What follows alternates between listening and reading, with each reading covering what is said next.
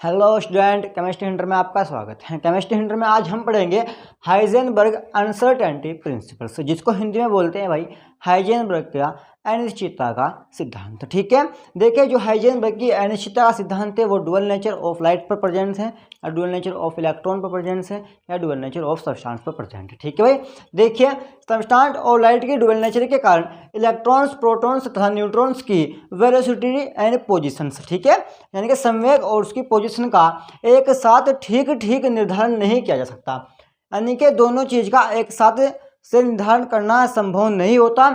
इस उद्देश्य के लिए जर्मन साइंटिस्ट हाइजेनबर्ग 1927 ने एक सिद्धांत का प्रतिपादन किया। इस सिद्धांत के अनुसार किसी सूक्ष्म गतिशील कण, ठीक है, बहुत छोटे गतिशील कण, ठीक है, सूक्ष्म गतिशील कण जैसे इलेक्ट्रॉन, प्रोटॉन्स आदि की स्थिति तथा संवेग का एक साथ निर्धारण, ठीक ठीक निर्धारण, ठीक है, यानी कि बिल्कुल सही से उसको निर्धारित नहीं किया सकता। उनका संवेग क्या होगा और उनकी स्थिति क्या होगी, उनकी पोजीशंस क्या होगी, उनका मोमेंटम क्या होगा। ठीक है भाई, एक साथ ठीक ठीक निर्धारण करना संभव नहीं होता। जो संभव नहीं होता फिर उसके लिए एक इक्वेशंस को दिया गया। देखिए यदि स्थिति में अनिश्चितता डेल्टा एक्स हो, ठीक है, यानी कि उसकी जो पोजीशंस होगी, पोजीशंस में अनिश्चितता उसकी डेल्टा एक्स है या अनसर्टेनिटी क्या है, डेल्टा एक्स है, तब मोमेंटम में अनिश्चितता तथा मोमेंटम क्या होगी, अनसर्टेनिटी डेल्टा पी हो। तो किस इक्वेशन के द्वारा समझाएंगे उसको, delta X into delta P greater than equal h upon 4 pi. ठीक है, यानी कि डेल्टा एक्स क्या है हमारा, डेल्टा एक्स है हमारी पोजीशन से और डेल्टा पी है हमारा मोमेंटम ऑफ पार्टिकल्स। ठीक है, ये क्या नाम है, position of particles and momentum of particles greater than equal h upon 4 pi. ठीक है, जहां पर हमारा डेल्टा एक्स है अनसर्टेनिटी इन पोजिशन, ठीक है, यानी कि पोजिशन में अनिश्चितता, ठीक है, और डेल्टा पी है हमारी अनसर्टेनिटी इन मोमेंटम, यानी कि उसके संवेग में अनिश्चितता, और जो एच है हमारा वो है प्लांक्स कांस्टेंट, जिसकी वैल्यू होती है 6.626 इंटू 10⁻34 जूल सेकंड। ठीक है,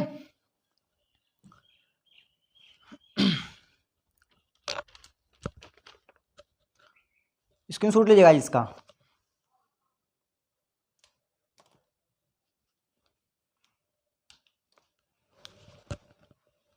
अब हम इस इक्वेशन को करेंगे सोल्व। ये इक्वेशन हमारे पास आई कहाँ से है उसको देखेंगे। ठीक है,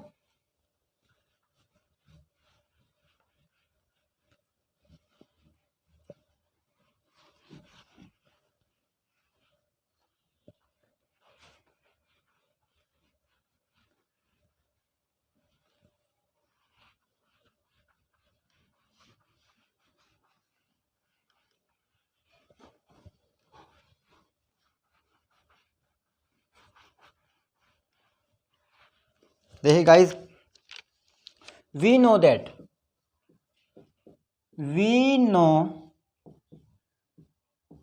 इसका मतलब है हम जानते हैं, हम कुछ भी नहीं जानते। ठीक है, देखिए P इजिकल टू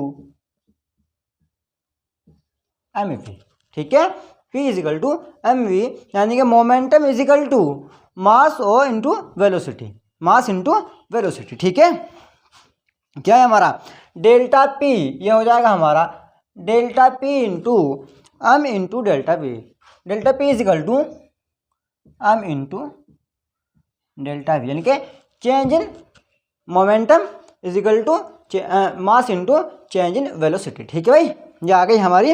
अब देखिए फ्रॉम इक्वेशन फर्स्ट, हमारी फ्रॉम इक्वेशन फर्स्ट क्या थी, वो from equation first delta X into delta P greater than equal is equal to h upon 4 pi. ठीक है, ये हमारी थी वी गेट,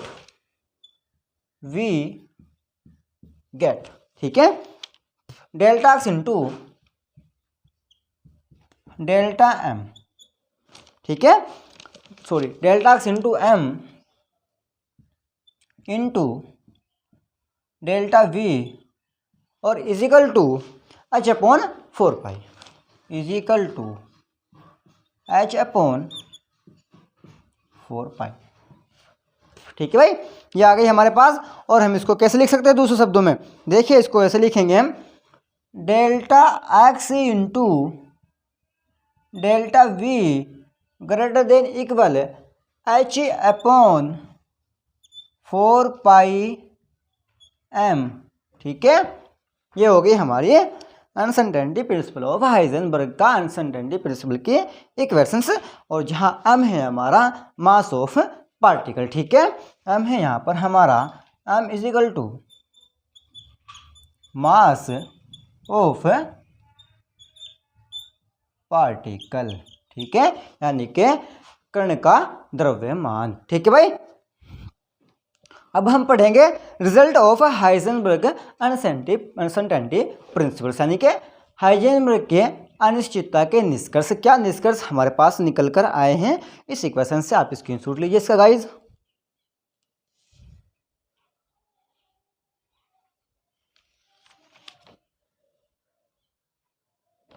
और गाइस देखिए, नेक्स्ट है हमारा रिजल्ट ऑफ हाइजेनबर्ग के अनिश्चितता का सिद्धांत। Result of Heisenberg uncertainty principal.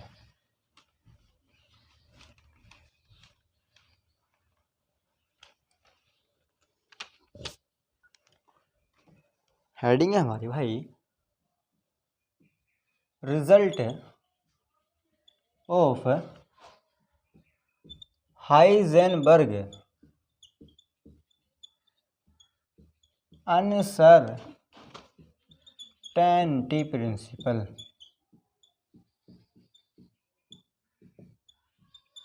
Heisenberg की अनिश्चितता के सिद्धांत का निष्कर्ष। ठीक है, देखिए हमारे पास क्या निष्कर्ष निकल कर आए हैं इस इक्वेशन से। पहला है हमारा, फर्स्ट है हमारा delta x and delta P and delta P, यानी कि change in positions and change in momentum क्या होंगे, एक दूसरे के व्युत्क्रमानुपाती होते हैं। एक दूसरे के व्युत्क्रमानुपाती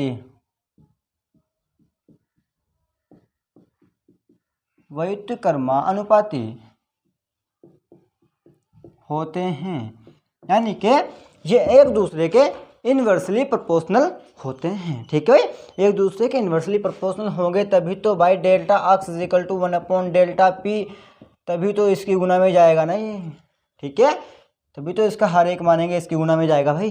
ठीक है,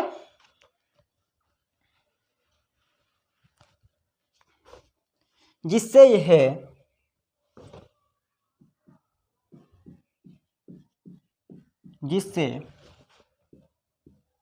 यह शो होता है कि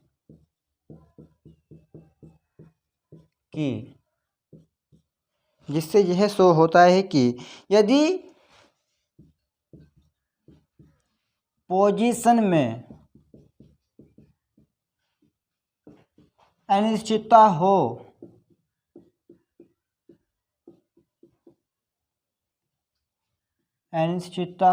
तो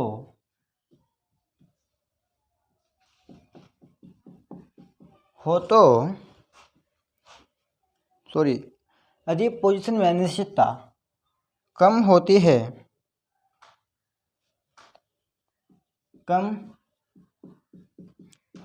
है तो संवेग में, तो मोमेंटम में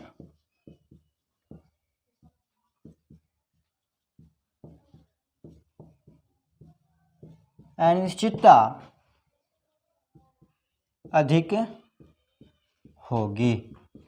ठीक है, यानी कि अगर पोजीशन में अनिश्चितता कम आ रही है तो संवेग में मोमेंटम में अनिश्चितता अधिक आएगी, क्योंकि एक दूसरे के इनवर्सली प्रोपोर्शनल है। एक घटेगा तो दूसरा बढ़ेगा और एक बढ़ेगा तो दूसरा घटेगा। ठीक है भाई, इनवर्सली प्रोपोर्शनल मतलब एक दूसरे के उल्टा होगा। ठीक है भाई, डायरेक्टली प्रोपोर्शनल होता है एक दूसरे का जैसा पहले वाला ऐसा दूसरे वाला, लेकिन इनवर्सली प्रोपोर्शनल या व्युत्क्रमानुपाती का मतलब होता है एक दूसरे का उल्टा। ठीक है भाई, देखिए सेकंड पॉइंट हमारा यदि पार्टिकल का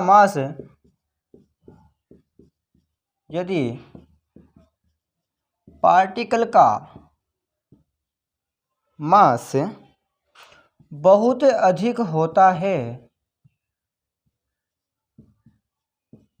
अधिक होता है, यानी कि अगर द्रव्यमान बढ़ेगा तो क्या होगा, delta x and delta we, ठीक है, delta x and delta we क्या होंगे, बहुत, कैसे होंगे, बहुत कम होगी। तो delta x and delta we बहुत कम होगी, बहुत कम होगी, ठीक है। अर्थात यदि किसी ऑब्जेक्ट का साइज, अर्थात यदि किसी ऑब्जेक्ट, ऑब्जेक्ट का मतलब है किसी भी पदार्थ का हो सकता है, ठीक है, का साइज बहुत अधिक होता है, का साइज बहुत अधिक होता है,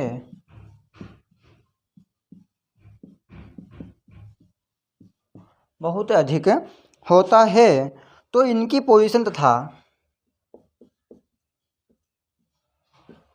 तो इनकी पोजीशन तथा वेलोसिटी, तथा वेलोसिटी फोटोन के टकराने के द्वारा,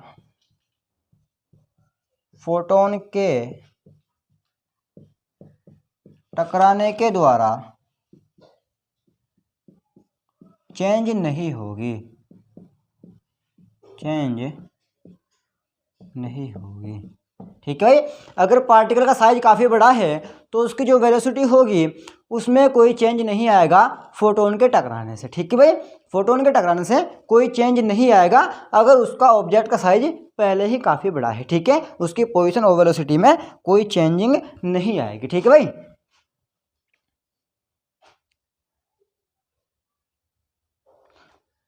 देखिए, अर्थात हाइजेनबर्ग अनसर्टेनिटी प्रिंसिपल,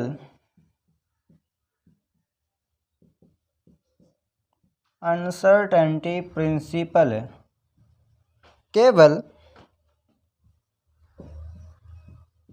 माइक्रोस्कोपिक,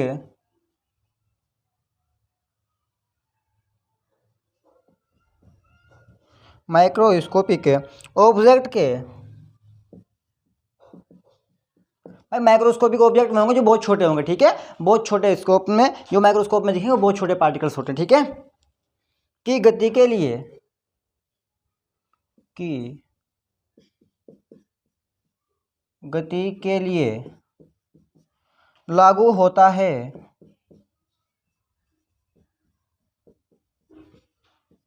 लागू होता है, जबकि मैक्रोस्कोपिक मतलब मैक्रो का मतलब बड़ा और माइक्रो का मतलब छोटा होता है, ठीक है भाई, जबकि मैक्रोस्कोपिक ऑब्जेक्ट के लिए, जबकि मैक्रोस्कोपिक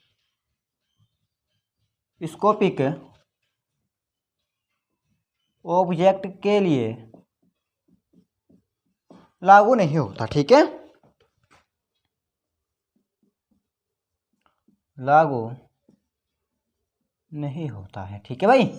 यानी कि जो हाइजेनबर्ग अनसर्टेनिटी प्रिंसिपल है वो केवल केवल माइक्रोस्कोपिक, माइक्रो का मतलब छोटे पार्टिकल्स या छोटे ऑब्जेक्ट के लिए ही लागू होगा, जबकि मैक्रो, मैक्रो का मतलब बड़े ऑब्जेक्ट के लिए लागू नहीं होगा, क्योंकि मैक्रोस्कोपिक को हम नग्न आंखों से भी देख सकते हैं, ठीक है भाई, स्क्रीनशॉट लीजिएगा इसका।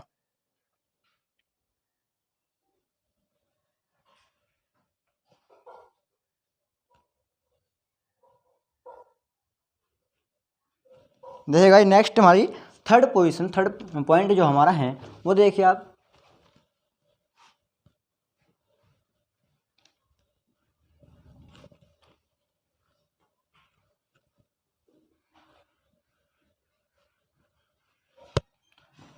अनसर्टेनिटी प्रिंसिपल से हमें इसके जो रिजल्ट प्राप्त हुए उसमें हमें यह इंपॉर्टेंट बात पता लगी कि जो हाइजेनबर्ग अनसर्टेनिटी प्रिंसिपल्स है वो केवल माइक्रोस्कोपिक ऑब्जेक्ट के लिए ही लागू होता है, ना कि मैक्रोस्कोपिक ऑब्जेक्ट के लिए, ठीक है भाई, माइक्रोस्कोपिक ऑब्जेक्ट जो होंगे उनके लिए ही लागू होगा, मैक्रोस्कोपिक ऑब्जेक्ट के लिए लागू नहीं होता, ठीक है।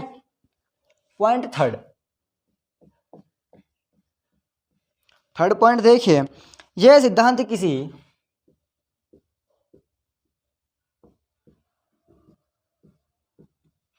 यह सिद्धांत किसी पार्टिकल की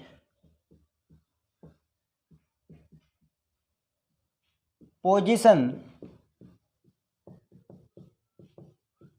यह सिद्धांत किसी पार्टिकल की पोजीशन एंड मोमेंटम के निर्धारण के लिए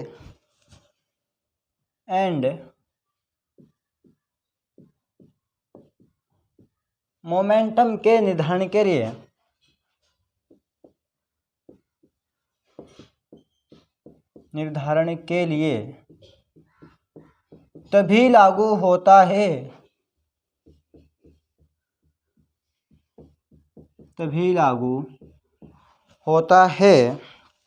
जबकि ये सेम एक्सिस पर हो,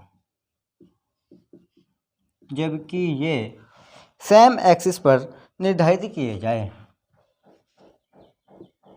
ये सेम एक्सिस पर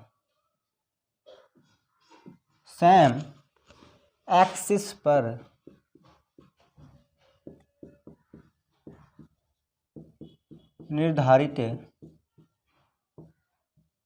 किए जाए। ठीक है भाई, यानी कि सेम एक्सिस पर होने चाहिए। ठीक है भाई, देखिए अर्थात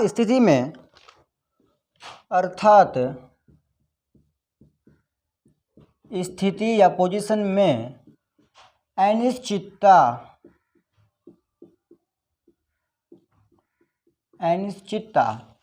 जेड एक्सिस पर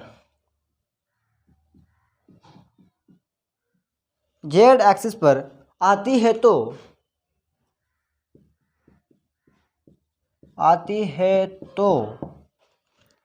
तो भाई संवेग में भी अनिश्चितता जेड एक्सिस पर ही प्राप्त होगी, ना कि एक्स एक्सिस या वाई एक्सिस पर प्राप्त होगी। ठीक है, यानी कि अगर संवेग स्थिति में अनिश्चितता जेड एक्सिस है तो संवेग या मोमेंटम में अनिश्चितता कहाँ आएगी? जेड एक्सिस पर ही आएगी, यानी कि दोनों को सेम एक्सिस पर होना जरूरी है। ठीक है भाई, तो संवेग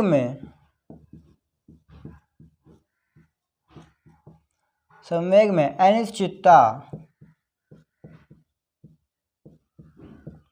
अनिश्चितता कहाँ आएगी? जेड एक्सिस पर ही प्राप्त होगी,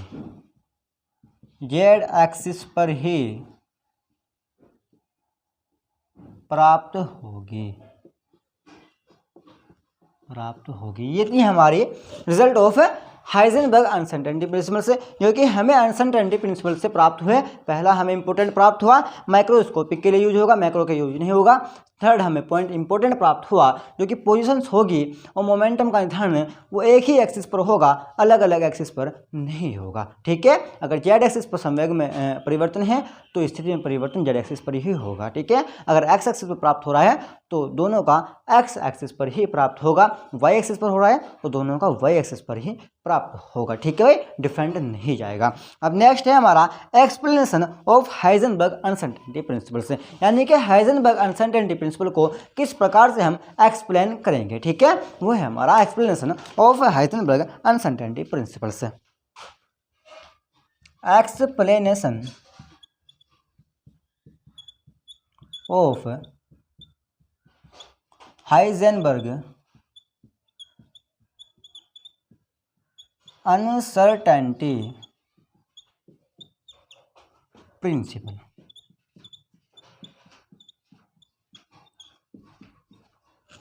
explanation of Heisenberg uncertainty principle. ठीक है, देखिए पहला हम क्या पढ़ेंगे इसमें, हाइजेनबर्ग अनसर्टेनिटी प्रिंसिपल को भौतिक सत्यापन से किस प्रकार से पढ़ेंगे हम, इसको हम किस प्रकार से एक्सप्लेन करेंगे वो हम अब पढ़ेंगे। ठीक है भाई, जो कि इंपॉर्टेंट है। हाइजेनबर्ग अनसर्टेनिटी प्रिंसिपल बहुत ही इंपॉर्टेंट है, क्योंकि इसके बाद जो हम पढ़ेंगे वो श्रोडिंगर वेव इक्वेशंस होगी। श्रोडिंगर वेव इक्वेशंस बहुत इंपॉर्टेंट है। श्रोडिंगर वो भी डबल नेचर ऑफ इलेक्ट्रॉन्स या double nature of photons per present है, सेम इसी प्रकार। ठीक है,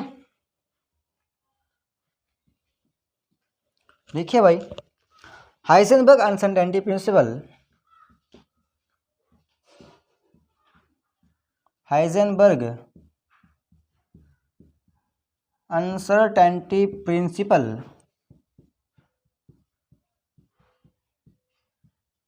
का भौतिक सत्यापन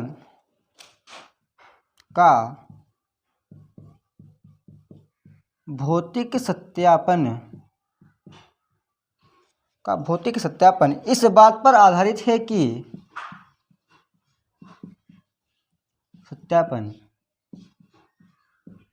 इस बात पर आधारित है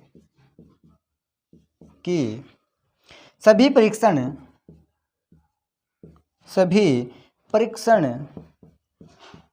का मतलब भाई सभी टेस्ट, ठीक है, सभी टेस्ट क्या होंगे, फोटोन और लाइट रेडिएशंस के टकराने के कारण होते हैं, फोटोन या लाइट रेडिएशंस के टकराने के कारण होते हैं, ठीक है।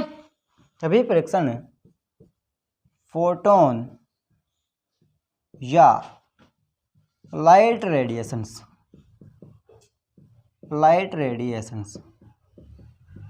के टकराने के कारण होते हैं, ठीक है भाई। किसके कारण होते हैं, फोटोन या लाइट रेडिएशन के टकराने के कारण होते हैं, जिसको हम भौतिक सत्यापन या भौतिक मेथड से देखेंगे किस प्रकार से होते हैं, ठीक है गाइज। देखिए, यदि सब्सटेंस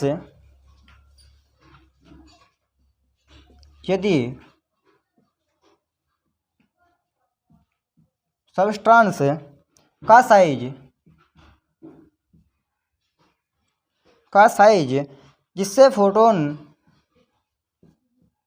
जिससे फोटोन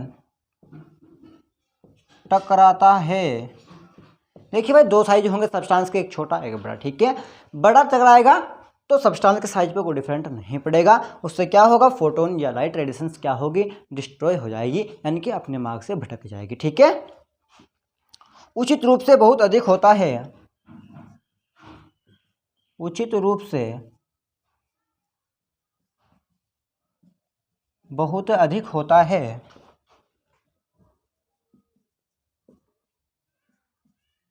बहुत अधिक होता है, तो इसके साथ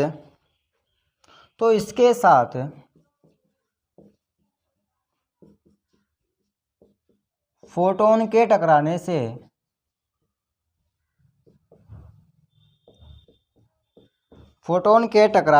टकराने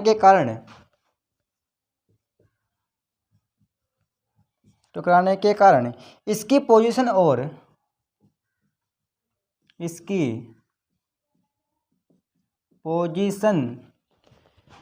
वेलोसिटी में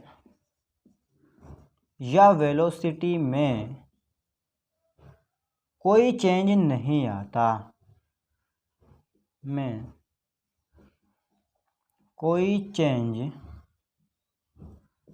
आता, ठीक है गाइज। देखिए, अब देखिए गाइज,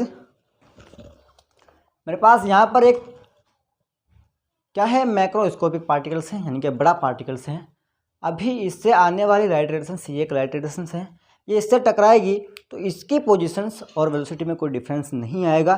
देखिए, ये अपने जहाँ था वहीं का वहीं रहेगा, लेकिन अगर इसके अपोजिट ये माइक्रोस्कोपिक पार्टिकल्स या सब्सटेंस छोटा है जिसका साइज, और ये लाइट रेडिएशंस काफ़ी भारी है इससे, अब ये इससे टकराएगी तो ये क्या करेगी, देखिए इसको घुमा देगी, ठीक है। यानी कि ये अपने सामने पड़ने वाले हल्के पहिए को या हल्की वस्तु को उसके पोजीशन से हटा देगी, ठीक है भाई। देखिए, इसको ऐसे घुमा देगी, ठीक है भाई, समझ गए भाई। स्क्रीनशॉट लीजिएगा इसका।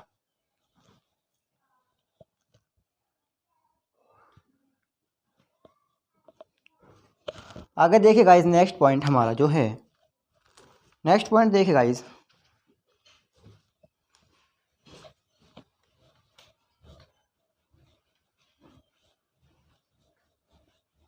नेक्स्ट पॉइंट हमारा जो मोमेंटम का होगा वो देखिए गाइस।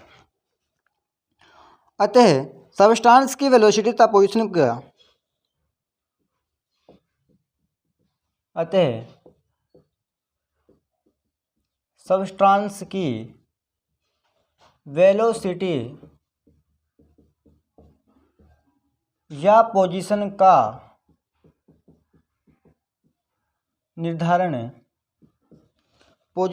निर्धारित किया जा सकता है पोजीशन को निर्धारित किया जा सकता है।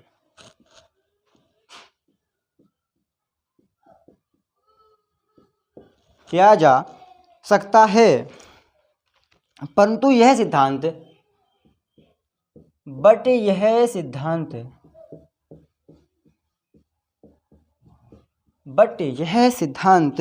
अति सूक्ष्म पार्टिकल के लिए संभव नहीं होता। ठीक है, यानी कि बहुत छोटे के लिए भी नहीं होता। अति सूक्ष्म पार्टिकल के लिए संभव नहीं होता। ठीक है भाई, यानी कि बहुत छोटे पार्टिकल्स के लिए भी संभव नहीं होगा और बहुत बड़े के लिए। ठीक है भाई, देखिए आगे, इसका कारण यह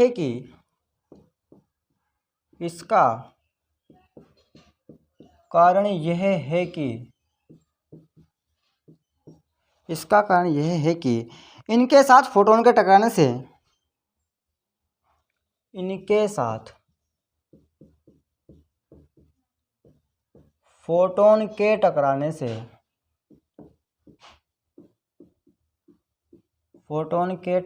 से इनकी पोजीशन, इनकी वेलोसिटी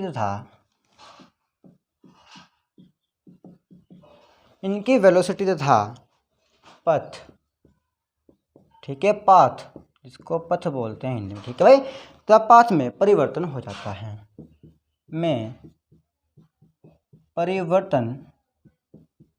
जाता है, ठीक है भाई, यानी कि जब बहुत छोटे होंगे, जब उनसे फोटोन से लाइट रेडिएशन टकराएगी तो उनका जो पोजीशन से होगी, जो उनकी वेलोसिटी होगी या उनका पथ होगा, उसमें परिवर्तन हो जाएगा। ठीक है भाई, डायग्राम देखेंगे, छोटा सा डायग्राम बनाएंगे, उसमें देखेंगे किस प्रकार से परिवर्तन होता है। ठीक है भाई,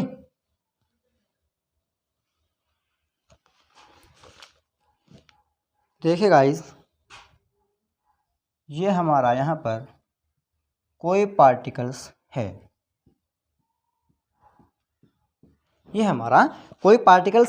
और यहाँ पर हमने रख दी कोई माइक्रोस्कोप। ठीक है, यहाँ पर हमने एक माइक्रोस्कोप रख दी, ये हमारी है माइक्रोस्कोप,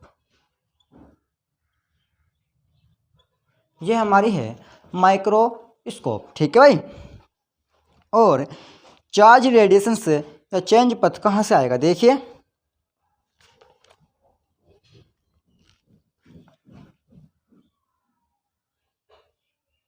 ये हमारा फोटोन रेडिएशंस है, जो कि ऐसे है। ठीक है, क्या है, हमारे फोटोन या लाइट रेडिएशंस यहाँ पर टकराई आकर, इसको बोलेंगे हम फोटोन या लाइट रेडिएशंस।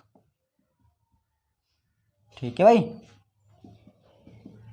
भाई, फोटोन या लाइट रेडिएशंस जो कि 1 एंगस्ट्रॉम की है,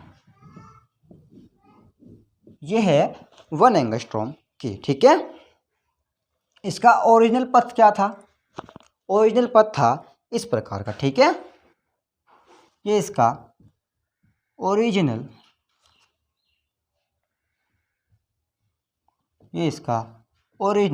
पथ है।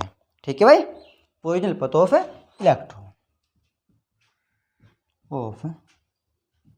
इलेक्ट्रॉन, और ये हमारा पार्टिकल है जो कि कैसा है, माइक्रोस्कोपिक है। ये हमारा पार्टिकल है जो कि माइक्रोस्कोप है। चेंज ऑफ पथ, ठीक है, चेंज पथ, ये होगा इसका चेंज्ड पथ, जो कि इसका चेंज हो गया, चेंज्ड पथ। ठीक है भाई, चेंज्ड पथ ऑफ इलेक्ट्रॉन, ठीक है भाई, स्क्रीनशॉट ले जाइए इसका। ये हमारा इस डायग्राम का नाम है चेंज इन पथ,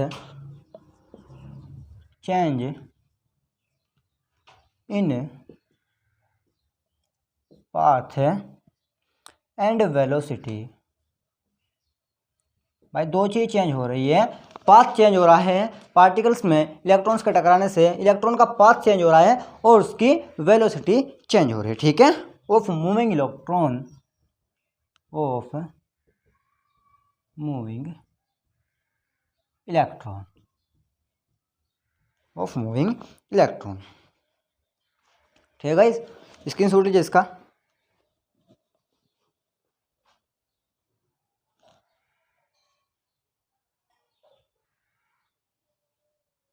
आगे देखिए गाइस, नेक्स्ट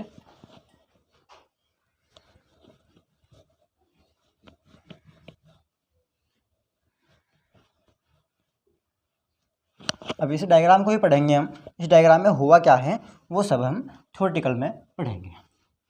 किस प्रकार से इस डायग्राम को थ्योरिकल पढ़ेंगे हम। अभी हमने डायग्राम जो बनाया, देखिए माना कि एक इलेक्ट्रॉन, माना कि एक इलेक्ट्रॉन वृत्तीय मार्ग में गति करता है, वृत्तीय मार्ग में गति करता है। माना कि एक इलेक्ट्रॉन वृत्तीय मार्ग में गति करता है। जब इलेक्ट्रॉन 1 एंगस्ट्रॉम, जब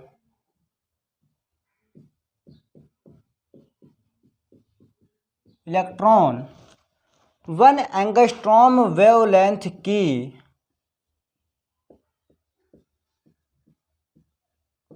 यानी कि 1 एंगस्ट्रॉम तरंग दैर्ध्य की लाइट रेडिएशन या फोटोन से टकराता है, कि लाइट रेडिएशन या फोटोन से टकराता है, या फोटोन से टकराता है, तो फोटोन की कुछ एनर्जी इलेक्ट्रॉन में स्थानांतरित हो जाती है। यानी कि जो फोटोन की कुछ एनर्जी होगी वो इलेक्ट्रॉन के अंदर पहुंच जाएगी, कुछ सम एनर्जी, थोड़ी सी एनर्जी, ठीक है। तो फोटोन की सारी नहीं जाएगी भाई, तो फोटोन की कुछ एनर्जी, तो फोटोन की कुछ एनर्जी इलेक्ट्रॉन में स्थानांतरित हो जाती है, इलेक्ट्रॉन में स्थानांतरित हो जाती है, ठीक है भाई, हो जाती है। तो फोटोन की कुछ एनर्जी इलेक्ट्रॉन में स्थानांतरित हो जाती है, जिसके कारण इलेक्ट्रॉन का मार्ग परिवर्तित हो जाएगा। भाई जब उसको एनर्जी एक्स्ट्रा मिल जाएगी तो उसका मार्ग तो परिवर्तित होगा ही, जिसके कारण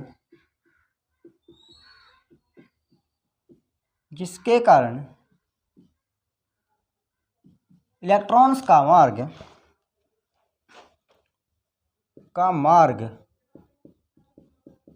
परिवर्तित हो जाता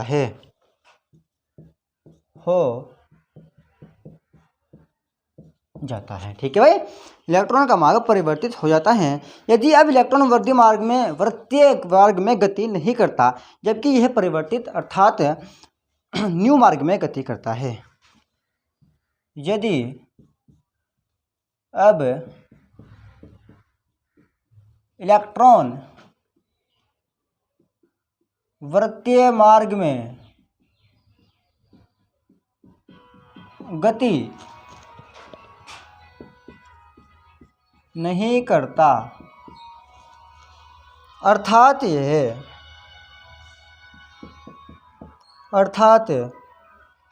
न्यू मार्ग में गति करता है,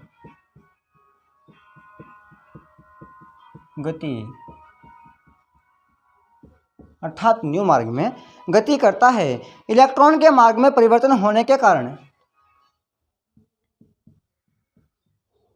इलेक्ट्रॉन के मार्ग में परिवर्तन होने के कारण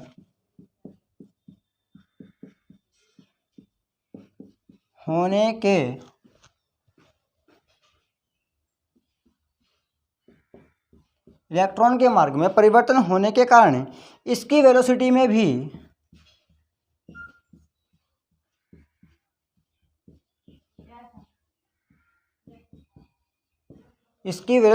भी देखिए भाई, जब इलेक्ट्रॉन के मार्ग में परिवर्तन होगा तो क्या होगा,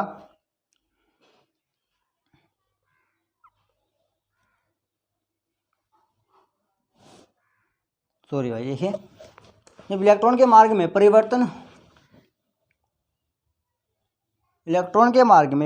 हो जाता है, जैसे लिखिए परिवर्तन हो जाता है, फ़ोन में ध्यान चला गया था भाई, फ़ोन आ रहा था ना, मार्ग में परिवर्तन हो जाता है,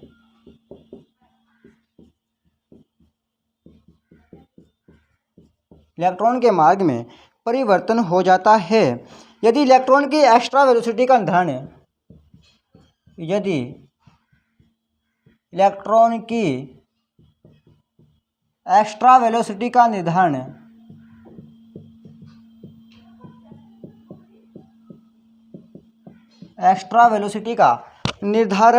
संभव नहीं होता,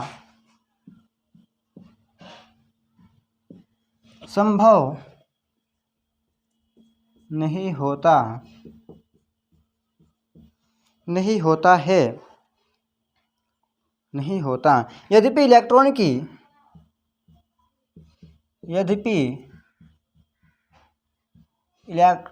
की स्थिति निश्चित रहती है, यानी कि उसकी पोजीशन जो होगी वो निश्चित रहेगी, उसकी पोजीशन में कोई डिफरेंट नहीं आएगा। ठीक है भाई, निश्चित रहती है, जिसे इलेक्ट्रॉन के द्वारा निर्धारित किया जा सकता है, जिसे इलेक्ट्रॉन के द्वारा